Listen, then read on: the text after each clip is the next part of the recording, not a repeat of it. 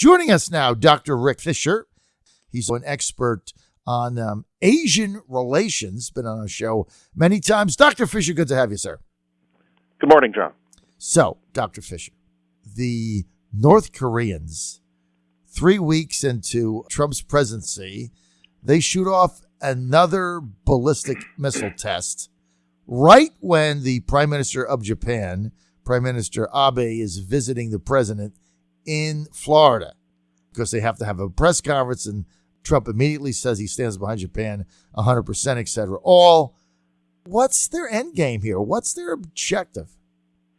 Well, for the North Koreans, John, Yes. The goal is to build as many varied kinds of ballistic missiles to carry their soon-to-be numerous nuclear warheads. Yes, indeed, they wanted to embarrass the Allies at their very public summit this past weekend. But the real game for the North Koreans is to increase rapidly its nuclear missile arsenal. There will be other tests this year, perhaps to include their new ICBM that can cover most of the United States. And this is not just a project of the North Koreans. It's also a project of the Chinese, who have been helping North Korea to modernize their arsenal for the last decade or so, to include assistance with their long-range ballistic missile program. For what objective, sir? Well, for the North Koreans, they want to conquer democratic South Korea and thereby unify their country.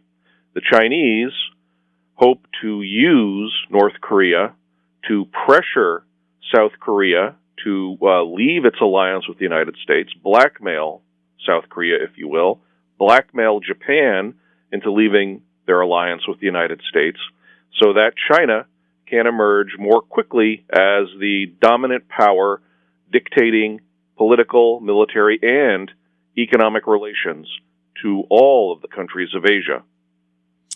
All right. In the 90s, President Clinton was considering the option of taking these missile silos out. The North Koreans said that they would retaliate by incinerating Seoul. Remember that? Certainly. And so Clinton backed off.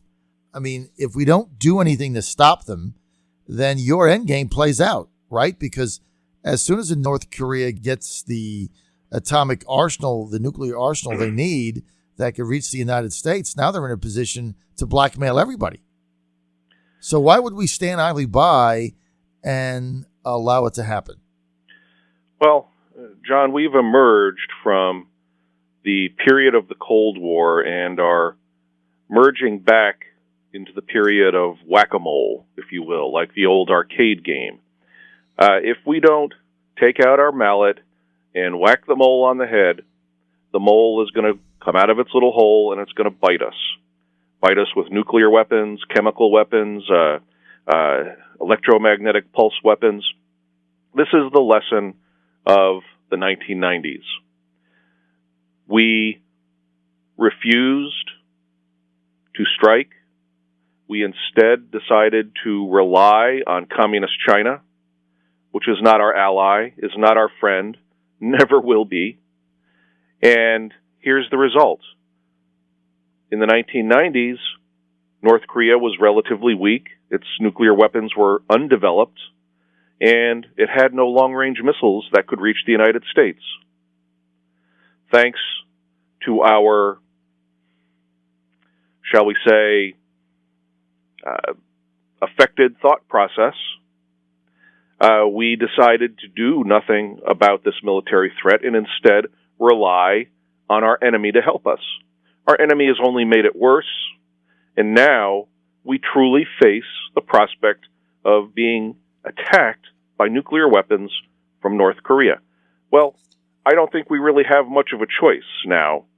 We have to stand up to China and tell the world what they're doing and tell them to stop or even to take back systems, components that they've given to the North Koreans to assist their missile program. We have to designate China for what it is. It's not our friend. No, we don't want to go to war with China, but China is at war with us, essentially. We can stop them through deterrence, addressing the new threat, deploying our own tactical nuclear weapons back to Northeast Asia. We took them away. George H.W. Bush took them away in the early 1990s. We need to put them back so that China knows there are now more nuclear weapons aimed at it because of its assistance to this crazy, insane government in North Korea. So, Dr. Fisher, what you're saying is you are totally exposing the neocon false narrative that somehow our relationship with China is the leverage against North Korea that we need, right? How long has that been out there? That's been out there for a very long time. It's still getting pushed John, out there. I would offer a correction. That's not so much the neocon narrative. That was the liberal Democrat narrative that then George W. Bush adopted after the Clinton administration. Sadly. The Chinese actually became very afraid after George W. Bush made war on Iraq and Afghanistan after 9/11. Now, most of China's new military assistance to North Korea came after 2003, and their diplomatic strategy picked up to delay and tie down the United States. Sadly, George W. Bush bought into this, and he shouldn't have. President Clinton, again, if you go back in history and you read about his administration, there was that period there where he was very carefully considering wiping out the North Koreans' arsenal, right? We started our conversation with that. People don't realize this in history, that how close they were. And he decided at the end not to do it because the fear of retaliation, when I guess one of the North Korean liaisons said they'll turn Seoul into an oven, basically an incinerator, and they had the conventional weapons to do that. What should Clinton have done? Well, at the time, Bill Clinton should have imposed a maximum blockade. He should have told the Chinese, you need to completely isolate North Korea. We will define China by its association with this most odious regime in the world. We will begin to curtail our own political and economic relationship with China if they don't drop, isolate, and contribute to the end of the North Korean regime. And Bill Clinton should have returned American nuclear weapons to Northeast Asia that were removed by George H.W. Bush. And we should have told the Chinese, as well as the Japanese and the South Koreans, that if China does not end its relationship with this just completely evil North Korean regime, then we will start to arm South Korea and Japan, if necessary, with nuclear weapons to deter the nuclear North Korea that China was aiding and abetting. Okay, well, that's what Trump said during the campaign, and the liberals and the Democrats and some Republicans went bananas over that statement.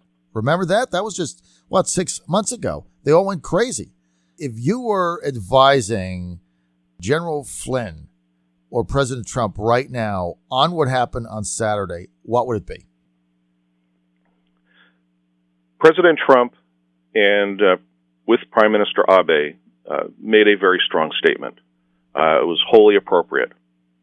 General Mattis has affirmed that, contrary to China's screaming complaints, that we will deploy a new missile interceptor called THAAD in South Korea as soon as we can. that should proceed. I would advise the new administration, however, to very quickly review the military balance in Northeast Asia and consider that the United States needs to put back into production, because we don't have them anymore, nuclear artillery shells and nuclear warheads for medium-range ballistic missiles. We have a treaty with the former Soviet Union that limits our ability to produce medium and intermediate-range ballistic missiles. We can't have them. China is making them like dumplings, but the United States can't have them. The Russians have been grousing about this treaty as well over the past couple of years.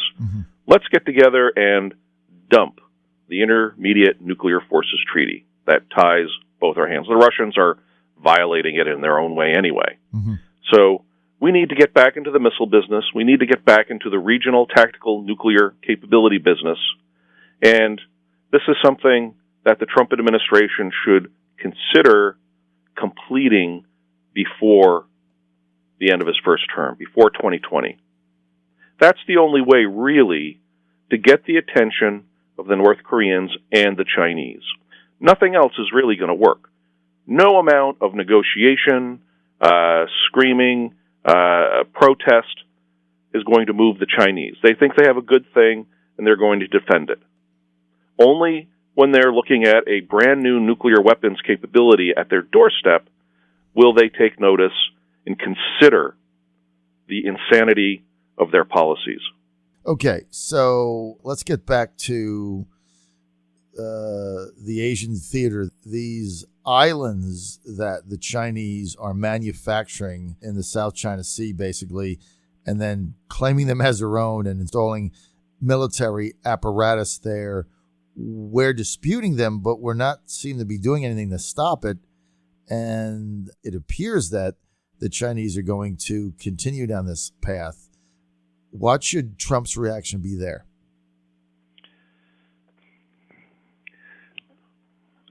Again, we need to tell the truth about China's actions. We need to embrace the Hague legal ruling out of The Hague, the World Court, that was issued on behest of the Philippines last year. And every time we get a chance, tell the world that China's islands are illegal and that China has to either surrender these islands to the United Nations or dismantle them. And we simply need to make this point and at least begin to politically isolate China. We also need to state clearly to the world that the islands that China has built are a threat to the security of global commerce.